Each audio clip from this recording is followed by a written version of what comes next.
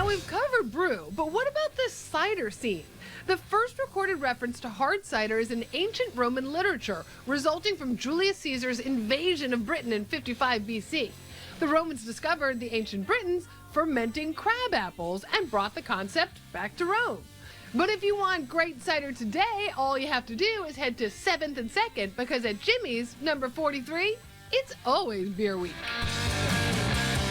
Yes, Jimmy's is basically the epicenter of the craft brew scene in New York City. Just take a look at their tap room, which features many of our faves like Rushing Duck and Peekskill Brewery.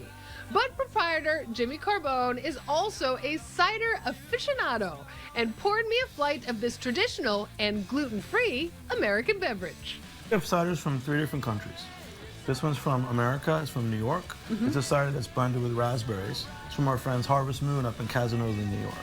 So this one is, why don't you taste it? Okay. It's got a little bit of fruit in it, but it's still dry. All the ciders we have are dry. Oh, that's good. Then one of the more traditional regions is Asturias in Spain. It's the northern part of Spain where the Celtics settled, and there's apples and not grapes. What kind of notes am I going to taste in this? This one's a tartar, more sour, earthy.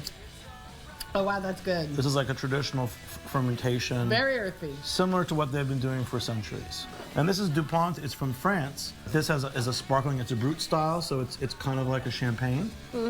And it's dry, it's got some fruit notes, but it's not sour or tart.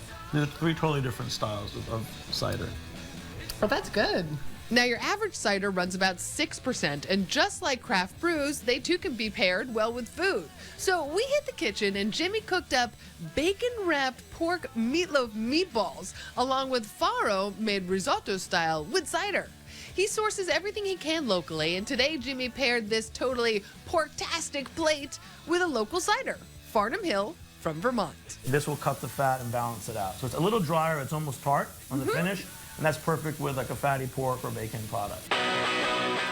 All local product, I love it. It's like all American, all New York food, New York and Vermont food, but it's kind of like my Italian grandmother's food. Yeah, it's like grandma's, like from the nonna. It's like the nonna's food. Nonna from Abruzzo. Abruzzo, in 3, 2, 1. That is good. And okay, let's see how the cider goes with it. See if it's gonna cut that fat.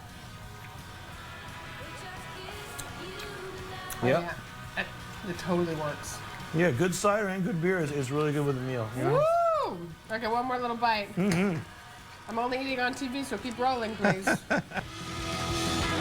Jimmy, give me some love, man. Thanks, Tony. You're awesome.